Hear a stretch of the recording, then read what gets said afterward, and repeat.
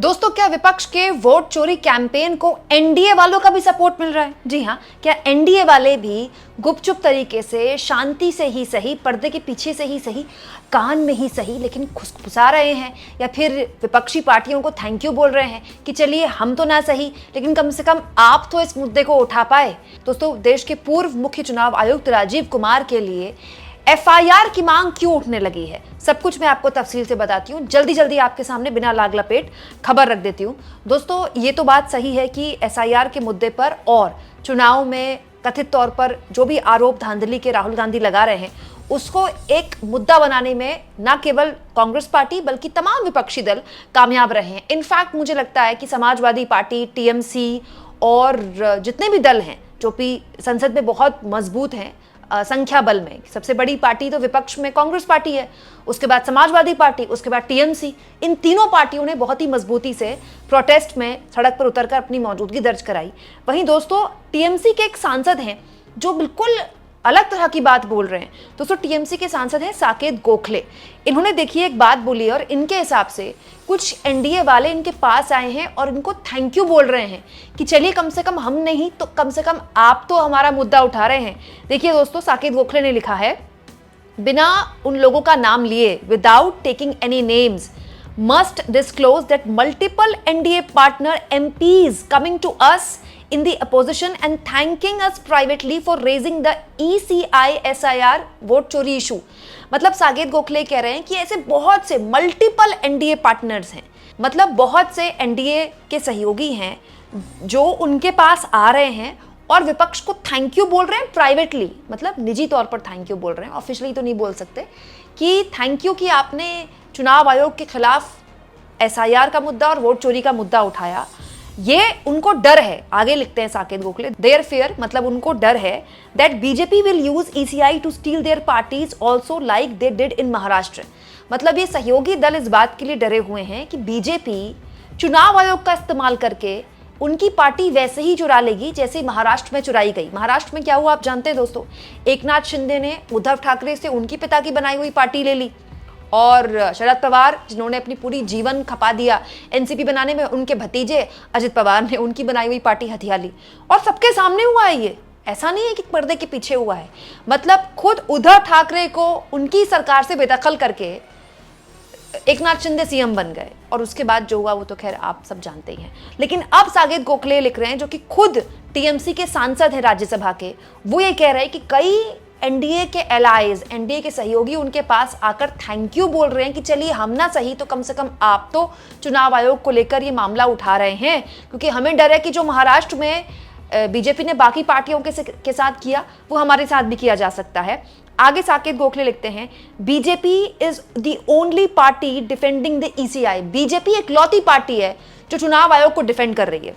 मतलब shows clearly who's the so called independent constitutional body is working for। मतलब ये साफ तौर पर दिखाता है कि कौन जो स्वतंत्र संवैधानिक बॉडी है, यहाँ पर वो इन्वर्टेड कॉमा करते हैं, ये किसके लिए काम कर रही है, चुनाव आयोग के लिए बोल रहे हैं साकेत गोखले। लेकिन साकेत गोखले ने जो बात बोली बड़ी दिलचस्प है दोस्तों, इसमें तो कोई दो राय नहीं है कि सवाल चुनाव आयोग से पूछा जाए तो जवाब बीजेपी से आता है। बीजेपी को ये नहीं करना चाहिए, बीजेपी को ये बहुत, मैं बता रही हूँ, पॉलिटिकली ब्लंडर कर रही है बीजेपी। भाई चुनाव आयोग और विपक्ष के बीच का मतभेद है तो बीजेपी को कह देना चाहिए, हमको क्या मतलब, राहुल गांधी जाने, उनका एसआईआर का आंदोलन जाने, उनका वोट चोरी का आंदोलन जाने, हमसे थोड़ी सवाल पूछ रहे हैं, हमारे दफ्तर थोड़ी आए थे मार्च करने के लिए तो ईसीआई के दफ्तर गए थे, तो ज्ञानेश कुमार जाने, उनके सहयोगी जाने, उनकी टीम जाने। लेकिन बीजेपी जिस तरह से इस पूरे मामले में एक तरह से वोकल तौर पर बोल रही है, फिर पलटवार कर रही है, वो खुद अपने आप को इसमें पार्टी बना रही है। हालांकि ये बात सही है कि विपक्ष इस पूरे मुद्दे पर नारे तो मोदी के खिलाफ ही लगा रहा है कि मोदी वोट चोरी करके सरकार बनाई, तो एक्चुअली में बीजेपी को जवाब तो देना ही चाहिए था। लेकिन बीजेपी जैसे एग्रेसिवली जवाब दे रही है, इसको साकेत गोखले ने पकड़ लिया कि देखिए एनडीए में केवल एक बीजेपी ही है जो चुनाव आयोग के बदले जवाब देती है। ये इंपॉर्टेंट चीज है दोस्तों। लेकिन इस बीच टीएमसी के एक और सांसद है दोस्तों, राज्यसभा के डेरेक ओब्रायन, काफी वोकल रहते हैं राज्यसभा में, बहुत ही मजबूती से अपनी बात रखते हैं। दोस्तों, डेरेक ओब्रायन ने एक बहुत ही सनसनीखेज बात बोल दी है कि हमारी मांग है कि पूर्व मुख्य चुनाव आयुक्त राजीव कुमार पर एफआईआर हो। देखिए डेरेक ओब्रायन लिखते हैं, 300 निर्वाचित सांसदों के साथ असल में क्या हुआ? विपक्षी दलों के सांसदों ने चुनाव आयोग से मिलने का समय मांगा था। मोदी और अमित शाह की पुलिस ने हमें चुनाव आयोग के ऑफिस तक नहीं पहुंचने दिया। हमें बताया गया कि हमें चुनाव आयोग ले जाया जा रहा है, लेकिन बजाय इसके हमें पुलिस स्टेशन में धकेल दिया गया। हमें दोपहर 2:10 पर रिहा किया गया, इसीलिए पूरा विपक्ष समय पर संसद नहीं पहुंच सका। ये 4 प्रमुख मुद्दे हैं जो एसआईआर वोट चोरी पर चुनाव आयोग को हम बताना चाहते थे। पूर्व मुख्य चुनाव आयुक्त राजीव कुमार के खिलाफ मतदाता सूची में हेरफेर को लेकर एफआईआर दर्ज करें। आगे बढ़ते हुए मतदाता सूची का डिजिटलाइजेशन किया जाए। अभी एसआईआर नहीं किया जाना चाहिए। विपक्ष शासित राज्यों में बुलडोजर नहीं, एसआईआर को किसी भी हाल में बर्दाश्त नहीं किया जाएगा। कोई भी राजनीतिक दल BL2 विवरण यानी कि प्रोफाइल, संपर्क और फोटो चुनाव आयोग के साथ साझा नहीं करेगा, क्योंकि ये तुरंत भाजपा तक पहुंचा दिया जाता है। तो बहुत ही गंभीर आरोप यहां पर डेरेक ओब्रायन लगाते हुए कह रहे हैं कि हम तो ये मांग लेकर ईसीआई के पास जा रहे थे, चुनाव आयोग के पास जा रहे थे कि अपने पूर्व मुख्य चुनाव आयुक्त पर एफआईआर दर्ज करवाइए, लेकिन हमको तो पुलिस उठाकर ले गई ये कहते हुए कि आपको चुनाव आयोग छोड़ेंगे, और पुलिस ने छोड़ दिया थाने, और छोड़ा भी ऐसे कि थाने से संसद पहुंचने में हमको देरी हो जाए। और ये पूरा का पूरा आरोप लगाते हुए लंबा चौड़ा पोस्ट डेरेक ओब्रायन लिखते हैं, जो अपने आप में बताता है कि केवल एक मांग को लेकर नहीं टिका हुआ है विपक्ष।